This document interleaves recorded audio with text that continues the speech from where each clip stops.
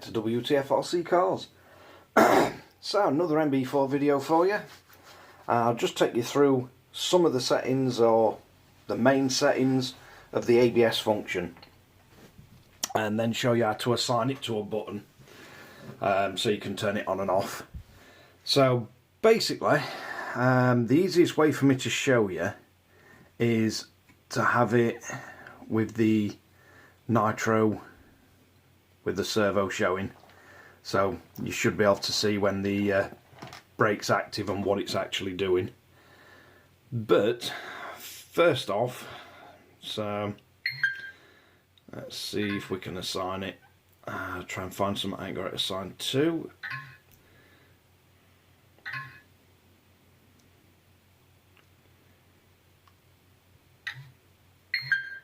So if you choose that as S button, so it's a separate button, not working with S2 and S3, I think it is together, and you want it as turn, so it'll turn it on and off.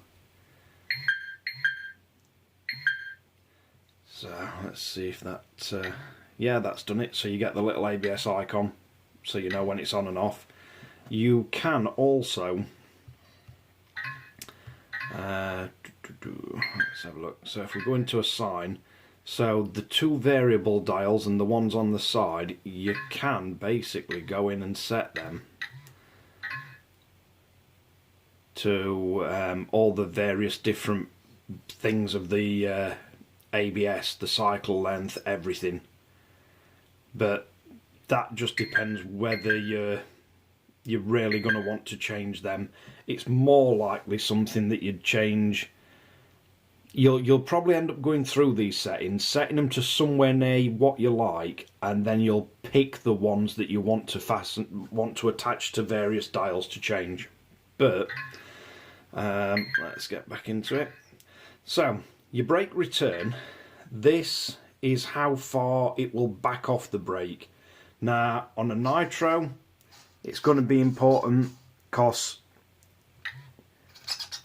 basically you can determine how far that backs off. So if you look at the percentage of the brake, you can see how far it's actually backing off. If you move this up and down, then it will either back off more or less than what it's actually doing at the moment. So it's basically just how far it pulses from the position that you're holding the brake to where the ABS decides to back down to. The next one is you can dial in a delay to it. So if we just go to put this to an extreme and then a slant brake, it'll delay before it starts to pulse for ABS. So you can set that as much or as little as you like. Now the cycle length, if I turn this up and down, you'll see what it does. So by turning cycle length up and down, you can basically make the ABS effect more or less aggressive, or you can make it brake for longer or shorter on each cycle. Now the trigger point, that is the point where you're applying the brake when it will actually start doing the ABS function rather than just normal brake. So if we turn that up, turn it up to way above 70, if you notice now I can brake normally, and then as soon as I get above 70 odd percent, it'll then start doing the ABS. Please confirm. Duty cycle, that's basically all that does.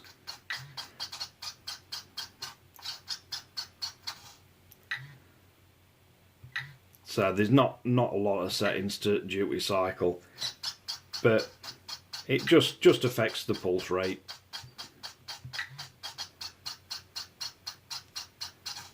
Please confirm. But there's not really much else I can explain about that. It's just the pulse rate. Now here's an interesting one that some people might like. So this is the percentage of steering that you're going to apply before it triggers ABS. So you can turn it on and if we set it, let's see what that does. Yeah, so that's going to break, that's going to do it all the time. So if we go minus, so now you've got no ABS until you do 100% steering. Every time you hit 100% steering in either direction, it'll pulse the ABS. May or may not be useful, but you can turn this up and down. So if you find you're saying when you're braking hard and you're turning really sharp, that you need the ABS just to keep some steering, you can pick your point where you want to set that, and away you go. Please confirm.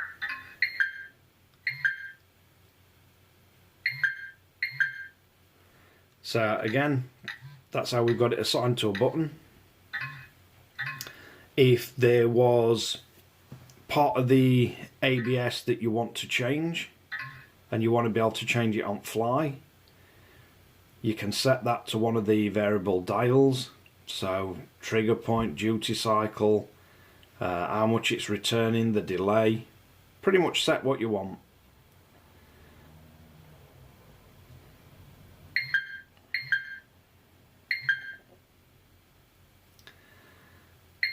But yeah, that's basically what ABS does.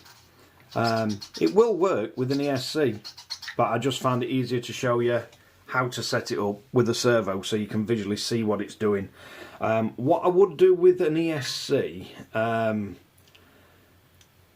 you're going to have to find the point in which your ESC, so the brake return will be really effective on the ESC, because if your ESC is one where you brake and it's like first brake is brake, second press is reverse, then you want to set the duty cycle so so basically the ABS doesn't back off to the point where the ESC then goes reverse. So you're going to need to keep the brake return so it knows that it's still braking, if that makes any sense. Do seem to be more use on nitros and petrol engines than electrics, but saying that, there is people that use it on electric.